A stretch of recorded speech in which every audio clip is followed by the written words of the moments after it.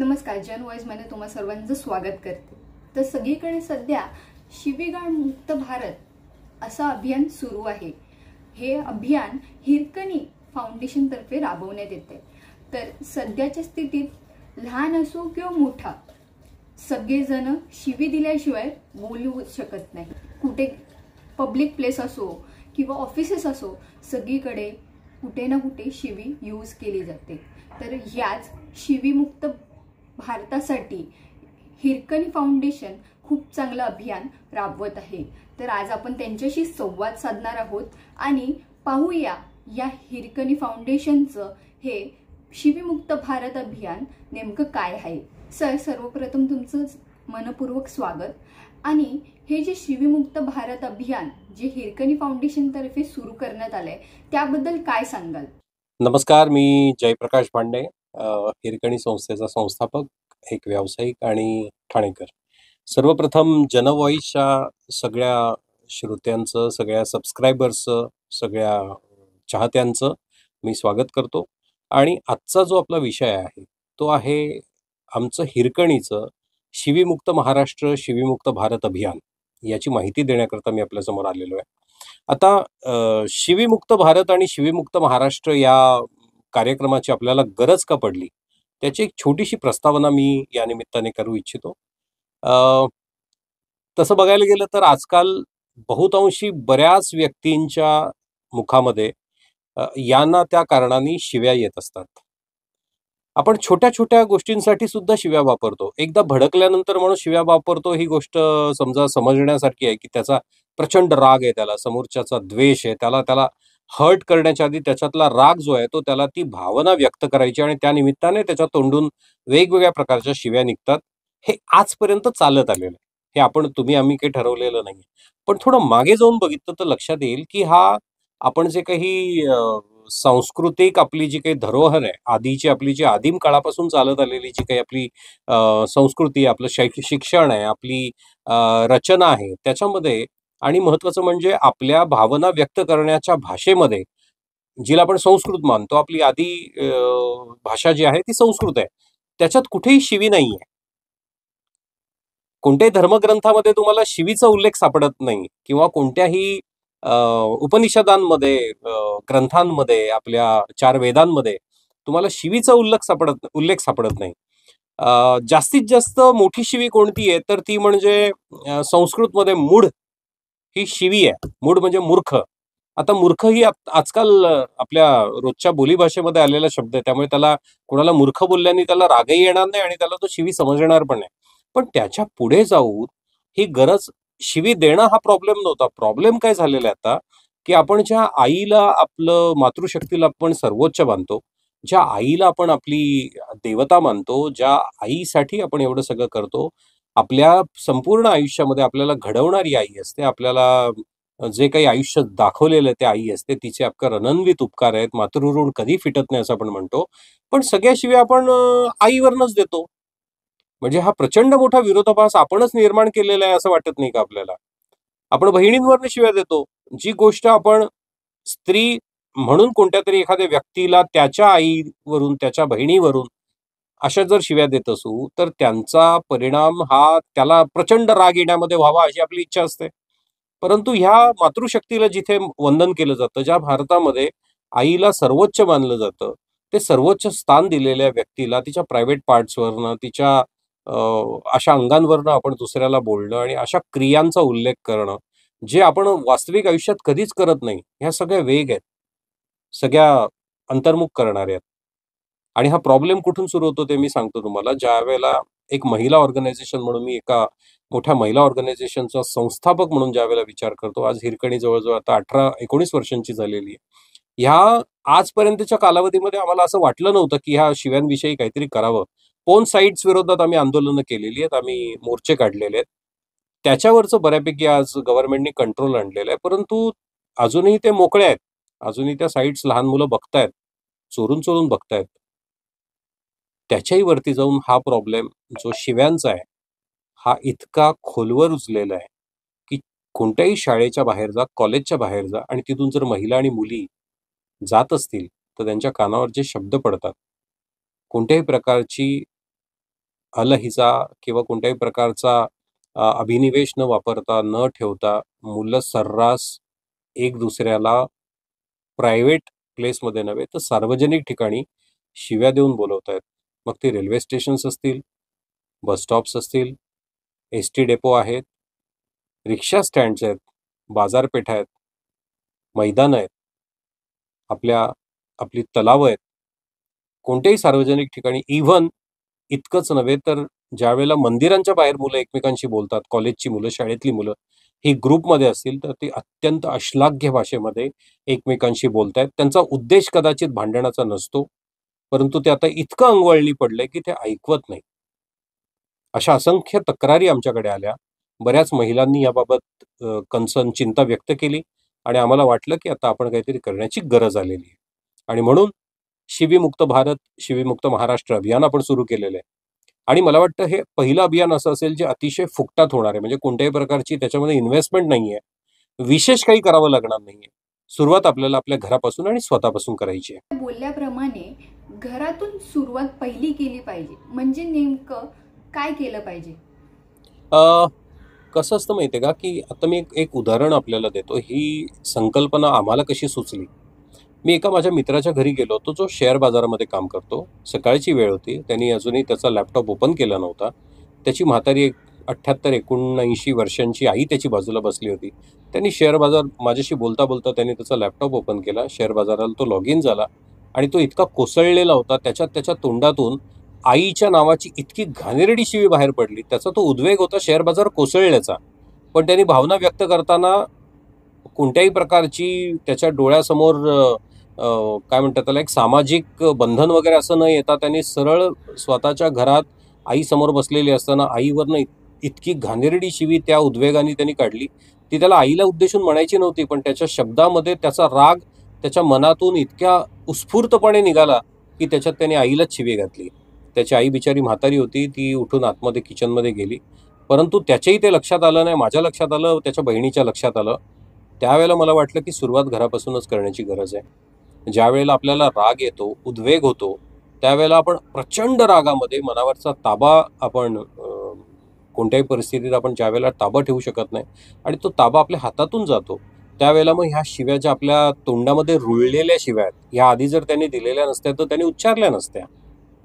त्यानंतर काही कालावधीनंतर परत एकदा गेलो त्यावेळेला तो बहिणीवरनं शिव्या घालत होता. म्हणजे बोलण्या त्याची सुरुवातच बहिणीच्या शिवीवरनं व्हायची, हसत काहीतरी सांगायचं आणि त्याची शेवट पण बहिणीच्या शिवीवरनं व्हायची. मग मी त्याला सांगितलं त्यावेळेला की मागे तू असं बोलला होतास, ते मला अत्यंत हिणवानं वाटलं होतं की एखादा व्यक्ती बाहेरचा आलेला आहे, बसलेला आहे आणि तू सरळ असा काहीतरी शब्द उच्चारतोस. तर तो म्हणाला, नाही रे, वो उसके लिए नहीं बोला था मैंने, तो ते इंटेन्शन माझं ते नव्हतं. अरे इंटेन्शन नव्हतं तरी सुद्धा ते एखाद्या तिराईत व्यक्तीला ऐकायला अतिशय घाण वाटतं.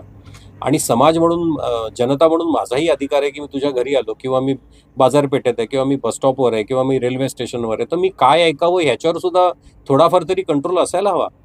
मी जर शिकून सवरून सुशिक्षित होऊन जर मी शिव्याच घरामध्ये मी माझी शिव्या ठेवणार नाही, पण घराच्या बाहेर जाऊन शिव्याच ऐकणार असेल, तर ते घरी गेल्यानंतर त्यांना सुद्धा त्यांच्या घरातनं त्यांनी शिव्या बंद करायला सुरुवात करायला हवी.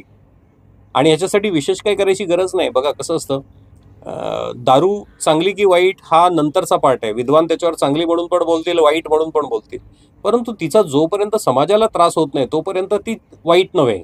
पण समाजाला त्रास होत असेल तर ती अत्यंत वाईट, आणि मग ती तुम्हालाही त्रास होत असेल तर अत्यंत आणि अतिशय वाईट. तसंच शिव्यांचं पण आहे. शिव्या चांगल्या की वाईट हा नंतरचा विषय आहे. तुमच्या बोलीभाषेमध्ये जर शिव्या येत असतील, आज सगळीकडनं शिव्या ऐकायला येतात. बोलण्याची सुरुवात शिव्यांनी होते. एकमेकांशी सर्रास शिव्या बोलतात. लहान मुलं बोलतात, महिला बोलतात, पुरुष बोलतात, कुटुंबातले घटक एकमेकांशी बोलतात, सगळे नातेसंबंध एकमेकांशी शिव्यांनी बोलतात, शिव्यांनी सुरुवात करतात, शेवट करतात, सगळं ठीक आहे. पण हे मी ऐकायला तयार आहे का? जर मला ऐकायच्या नसतील तर माझाही काहीतरी एक अधिकार आहे की नाही? व्यक्ती म्हणून माझाही अधिकार आहे. मी नागरिक आहे. मला समजा कायद्याने नाही पण एक निदान सुशिक्षित एखाद्या चांगल्या कुटुंबामध्ये, चांगल्या घरामध्ये, चांगल्या गल्लीमध्ये, चांगल्या शहरामध्ये आणि पर्टिक्युलरली मुंबई आणि महाराष्ट्रामध्ये जर मला राहायचं असेल, मी जर रोज सकाळी संध्याकाळी छत्रपती शिवाजी महाराजांचं नाव घेत असेल, जिजाऊंचं नाव घेत असेल, मी आई जगदंबेच्या पाया पडत असेल, माझ्या कुलदैवताच्या पाया पडत असेल आणि अख्खा दिवसभर फक्त त्या आईचाच उल्लेख करायचा, उद्वेग करायचा, तिच्या नावाने खापर फोडायचं, सगळ्या प्रायव्हेट पार्टचा आणि घाणेरड्या शिव्यांचा उल्लेख करायचा आणि मग ही संस्कृती आपण महाराष्ट्राची किंवा भारताची कुठे घेऊन चाललेलो आहोत, हा विचार करण्याची एक वेळ आलेली असं मला वाटलं आणि कुठेतरी त्याला सुरुवात करायला पाहिजे. हे प्रत्येकाच्या मनात येत असेल, पण सुरुवात कोणी करत नसेल कदाचित. ती सुरुवात आम्ही केलेली आहे आणि याची सुरुवात आम्ही 31 डिसेंबर 2024ला केली. आम्ही पहिले एन-एस-एसच्या सगळ्या विद्यार्थ्यांसोबत बदलापूरला एक शिबिर केलं. त्याच्यामध्ये आम्ही त्या मुलांना हे सगळं शिकवलं. ट्रेन द लीडर प्रोग्राम होता त्यांचा. त्यामुळे प्रत्येक कॉलेजेसमध्ये पोहोचण्याचा आमचा प्रयत्न असणार आहे. प्रत्येक शाळेमध्ये जाण्याचा आमचा प्रयत्न असणार आहे. कारण ज्याला बोलता येतं ती मुलं ही कानावर पडलेले शब्द अनुकरण प्रिय मुलं असतात. कानावर पडलेले शब्द आपण परत परत तोंडातनं ऐकवत असतो. त्यामुळे कुठेतरी सुरुवातच घरापासून आहे. लक्षात घ्या. बरेच वेळेला कदाचित असंही असेल, की घरात नाही पण शेजारी ऐकायला येतात. भांडणं होतात नवरा-बायकोची. त्याच्यामध्ये त्या नवरा-बायकोच्या भांडणांमध्ये ऐकायला येतात आणि मग मुलं ते कान देऊन ऐकतात. त्यांना कळत नाही. मी सुद्धा लहान होतो, 2-2.5 वर्षांचा होतो तेव्हा आम्ही अशा परिसरात राहत होतो, जिथे माझ्या स्वतःच्या कानावर असे शब्द पडत होते. मी शिव्या द्यायला लागलो होतो. एक दिवस आईने माझं यथेच्छ समाचार घेतला आणि त्यानंतर मला कळलं, की अरे बापरे! हे फार असं-असं आहे का? हे शिव्या द्यायच्या नाहीत. त्या दिवसापासून आम्ही शिव्या द्यायचं बंद केलं.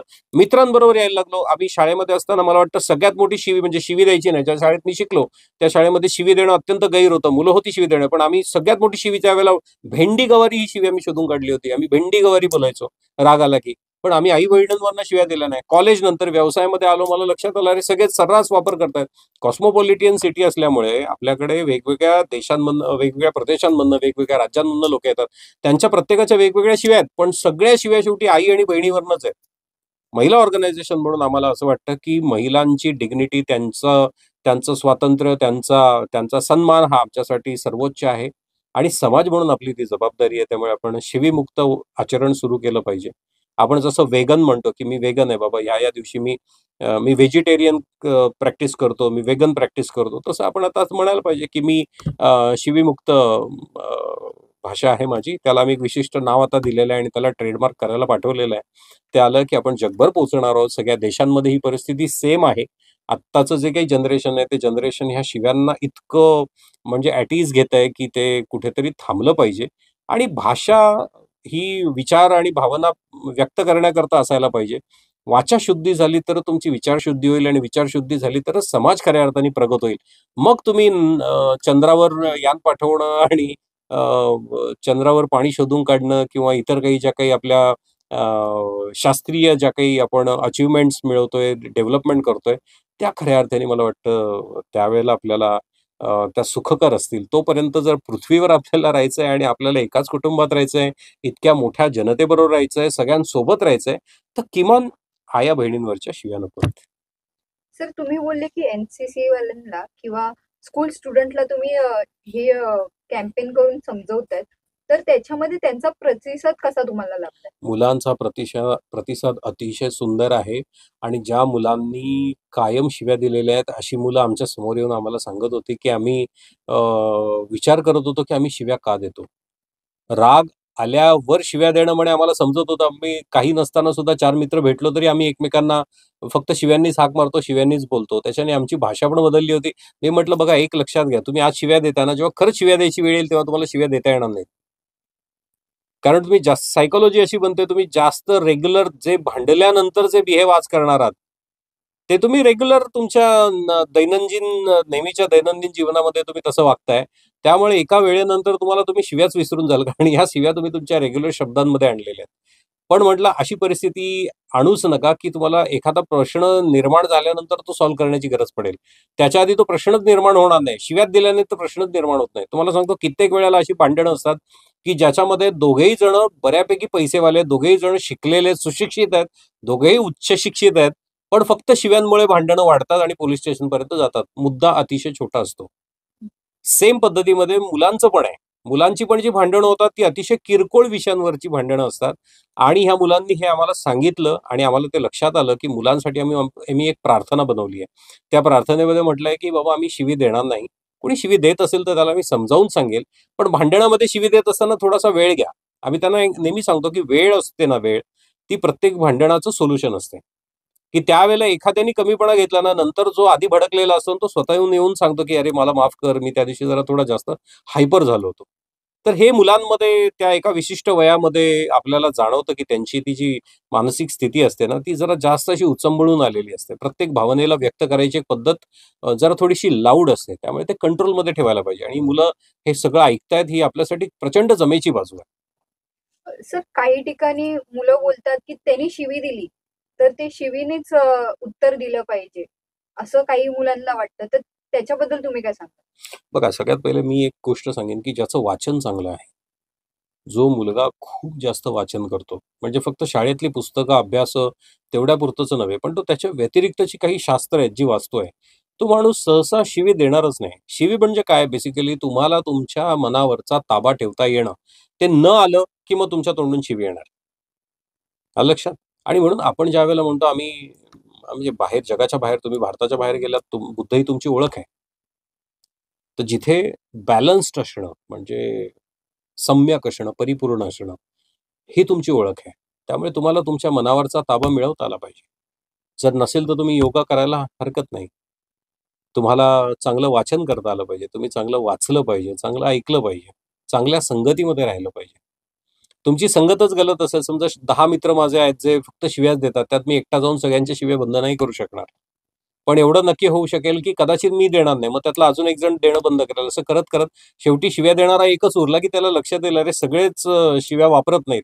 आया-बहिणींची इज्जत सगळेजण करतात. त्यामुळे त्यांना ते समजून देता आलं पाहिजे, की "अरे मी तुझ्या आईवरनं तुला शिव्या घालतो, तू माझ्या आईवरनं मला शिव्या घालतोस." हे फार वाईट आहे. सर, सध्या अनेक प्रोफेशन आहेत, पण काही ठिकाणी शिवी दिल्याशिवाय कामं होत नाही त्यांची. तर त्याबद्दल तुम्हाला काय वाटतं? काही प्रोफेशन आहेत अशी, की एखादा जिथे अ, मला समोरच्याशी बोलायची भाषाच माझी तशी आहे. तर मी तुम्हाला सांगेन, की हे समजा असा एखादा गुन्हेगार आहे ज्याच्याशी मला बोलायचं आहे. तर तो त्याच्याशी लाडी-गोडी लावून मी बोललं तर कदाचित त्याचा गुन्हा उकलणार नाही किंवा बोलणार नाही किंवा काही प्रोफेशन आहे ज्याच्यात थोडंसं जरा दादागिरी करावी लागते सीनियर्सला. तर माझं मत असं आहे, की जगातले जे इंटेलेक्चुअल्स आहेत, म्हणजे जगातले जे सगळ्यात ह्या वेगवेगळ्या प्रोफेशन्समधल्या ज्या सर्वोच्च संस्था आहेत. जसं पोलिसांमध्ये आपण म्हटलं, की अ, आपल्याकडे म्हणजे गुन्हे जास्त उकळवणारे जे स्कॉटलंड यार्ड. तर स्कॉटलंड यार्ड एखादं पोलिस स्टेशन किंवा एखादं एखादी एजन्सी ज्यावेळेला काम करते, त्यावेळेला ती गुन्हेगाराला शिवी सोडून द्या, त्याला न मारता पण गुन्हा उकळवून काढला जातो. म्हणजे असं नाहीये, की त्यांनी शिवी दिली म्हणूनच ह्यांनी गुन्हा उकळला किंवा त्यांनी माहिती दिली असं नाहीये. तिथे त्याला मारायला पण अलाउड नाहीये. म्हणजे शिवी सोडून द्या, त्याला हर्ट पण करायचं नाही आणि तो जसा आहे तसा परत रिटर्न त्या कॅबिनमधनं बाहेर येतो की नाही हे बघणारी पण वेगळी एजन्सी असते. त्यामुळे इंटेलेक्चुअल आपण इंटेलिजंट आहोत. आपल्याकडे मानवाकडे ना एक वेगळी बुद्धी क्षमता दिलेली जी आपल्याला बाकी प्राण्यांपेक्षा वेगळी करते. त्यामुळे तिच्यामध्ये कुठेही शिवी नाहीये. लक्षात घ्या. मग आपल्यात आणि जनावरांमध्ये मग फरक काय राहिला? हां, हे मान्य असू शकेल, की काही ठिकाणी त्याचं असं काटेकोर पालन होणार नाही हे आम्हालाही माहिती आहे. पण आमचा मूळ मुद्दा तोच आहे, की हे जे वागणं आहे ना, हे सार्वजनिक ठिकाणी नको. तुम्ही बंद खोलीच्या आतमध्ये 2 जण भांडत असाल, तुम्ही मित्र आहात आणि तुम्ही एकमेकांशी तुमच्या शिव्यांनी बोलताय, तोपर्यंत मला त्रास नाहीये. तोपर्यंत आम्हाला काही ऑब्जेक्शन नाही. पण तुम्ही घराच्या बाहेर पडलात, सार्वजनिक ठिकाणी आलात आणि तुम्ही शिवीगाळ देऊन एकमेकांशी बोलताय किंवा मोठमोठ्याने शिव्या देताय आणि त्याच्यात तुमचा उद्देश केवळ मस्ती मजाक चालू आहे आणि तो बाजूने जाणाऱ्या पुरुषांना आता म्हणजे पुरुष पण ऐकू शकत नाहीत अशा शिव्या असतात काही. तर स्त्रियांना ऐकताना तर त्रास होणारच. आमचा विषय तोच आहे. जिथे स्त्री समोर आली तिथे तिची डिग्निटी महत्वाची आहे. तिची सुरक्षितता महत्वाची आहे आणि म्हणून या शिव्या त्यांना ऐकायला नको आणि आम्हालाही ऐकायची इच्छा नाहीये. तर सार्वजनिक ठिकाणी शिव्या देऊ नका. बाकी त्या प्रोफेशननी त्यांच्या ऑफिसमध्ये, त्यांच्या दुकानामध्ये, त्यांच्या कामाच्या ठिकाणी केलं तर त्याच्यात आपल्याला काही प्रॉब्लेम नाही. एक गोष्ट लक्षात घ्या, आपली जी संस्कृती आहे, ही संस्कृती आपण वर्षभर आपल्या आईला आपण सर्वोच्च स्थानावर मानतो. आई देवी आहे. आपण दुर्गा देवीचा नवरात्रोत्सव करतो. आपण सगळ्या अशा गोष्टी करतो, की एक वर्षातनं एक वेळेला आपण कुलदेवीला जाऊन येतो. एवढं सगळं करतो आणि 365 दिवस परत शिव्या घालतो हे चुकीचं आहे, असं आम्हाला वाटतं. आणि ह्या आईला सन्मान द्यायचा असेल तर आपल्याला आईवरच्या शिव्या का आपण देतोय? हे गरजच नसताना आपण हे समाजामध्ये त्या घुसवल्या आहेत, आपल्या भाषेमध्ये टाकल्यात. याच्या आधी 30 वर्षापूर्वी तुम्हाला आठवतंय का, की 30 वर्षापूर्वी मित्र मित्राला भेटला की शिवी देऊन बोलायचा?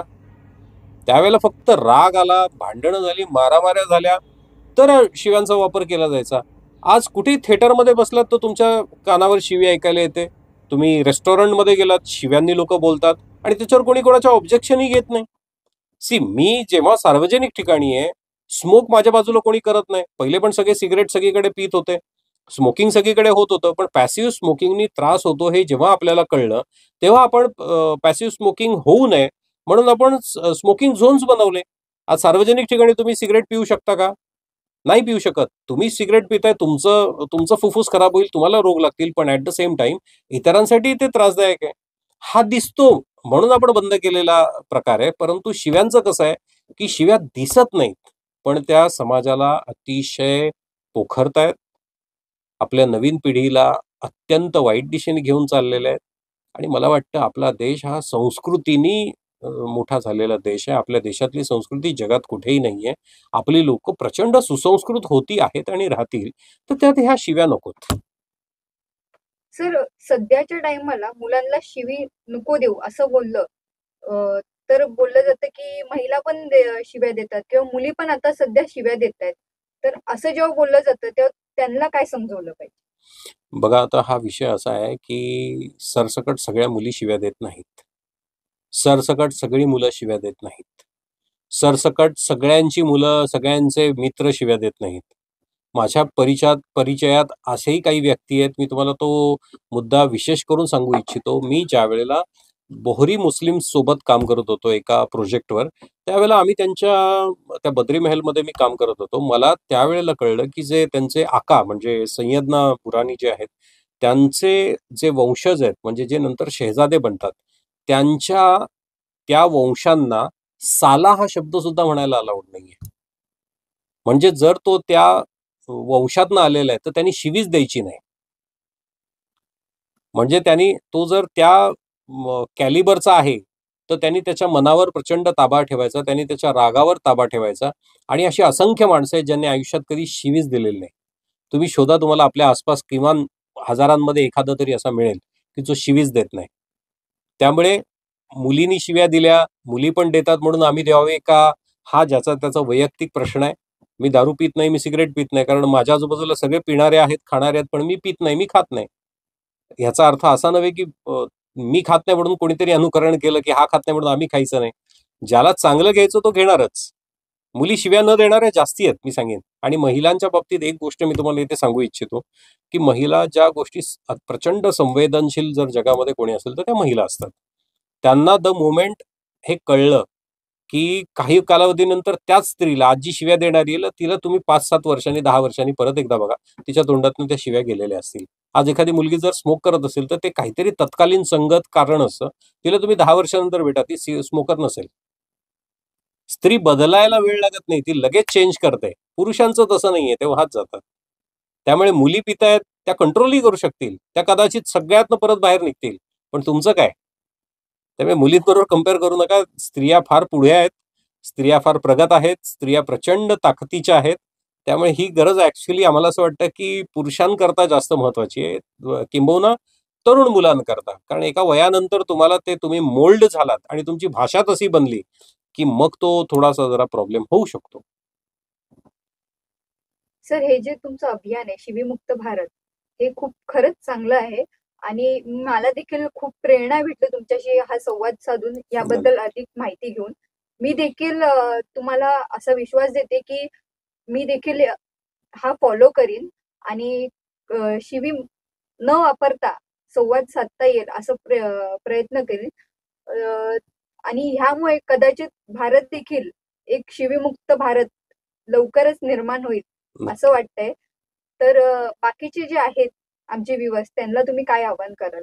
सगळ्यात पहिले तर जनव्हॉइसच्या सगळ्या व्ह्युअर्सला मला हेच सांगणं आहे की जसं आता ह्या ताईंनी एक प्रेरणा घेतली आणि त्यांनी सांगितलं की यापुढे मी शिवी देणार नाही, तर जसं ते अल्कोहोलिक अनॉनिमस म्हणून एक संघटना आहे, त्यांचं दारू सोडवण्याच्या बाबतीतलं एक महत्वाचं वाक्य ते मला खूप आवडतं. त्यांच्यात म्हटलंय की मी पहिल्या थेंबाला स्पर्श करणार नाही. म्हणजे मी दारू रोज पित होतो, पण मी पहिला थेंब आजपासून पुढे पहिल्या थेंबाला मी स्पर्श करणार नाही. आपण पण तसंच करायचं की मी पहिली शिवी कधीच देणार नाही. आम्ही तोंडात शिवी आणणार नाही. आणि हे करून बघा. मला जगापेक्षा जास्त शिव्या येतात, कारण मी जास्त फिरलोय, मी सगळ्यांमध्ये फिरलोय, त्यामुळे मला शिव्या जास्त येतात. पण मी सुद्धा शिव्या देणं बंद केलं. हे जर 2-1 वर्ष झाली असतील, पण मला लक्षात यायला लागलं, की अरे शिवी बंद केल्यानंतर ना आपली विचार आहेत ना, ते त्या प्रकट करण्याच्या शब्दांना शोधायला लागतात आणि भावना अतिशय चांगल्या पद्धतीत आपण दुसऱ्यांपर्यंत पोहोचू शकतो. तर आपल्या कुटुंबात, आपल्या आजूबाजूला, आपल्या मित्रपरिवारामध्ये एखादा कोणीतरी व्यक्ती, मुलगा, विद्यार्थी, महिला कोणी जे कोणी असतील, त्यांना ह्याच्यापासून परावृत्त करण्याचं काम आपण करायचंय आणि लक्षात घ्या, हे सगळं फुकटात होतं. याला पैसे लागत नाहीत, फक्त लागणारी इच्छाशक्ती आणि इच्छाशक्ती आपण दाखवली, तर निश्चितच आपला देश, आपला समाज, आपलं राज्य, आपलं राष्ट्र हे रामराज्याच्या दिशेने प्रवास करेल आणि एक चांगला परिसर आपल्या आजूबाजूला असेल, चांगलं वातावरण निर्माण होईल आणि एक सुदृढ समाज आणि चांगले नागरिक आपण घडवू शकतो, अशीच मी इच्छा प्रकट करतो आणि धन्यवाद देतो. जय हिंद, जय महाराष्ट्र. हे बोलण्यासाठी जे काही इथे मदत केली, मला एक व्यासपीठ उपलब्ध करून दिलं, मला संधी दिली, त्याबद्दल जनव्हॉइसचे खूप खूप आभार. सर, हा जो अमूल्य वेळ दिलाय त्याबद्दल तुमचा धन्यवाद. आणि सर्व प्रेक्षकांना जर काही प्रश्न असतील किंवा काही संदेश द्यायचा असेल तर नक्की कमेंट बॉक्समध्ये कमेंट करा. आणि ह्या एपिसोडबद्दल तुम्हाला काय वाटतं हे नक्कीच कमेंट करून आम्हाला सांगा.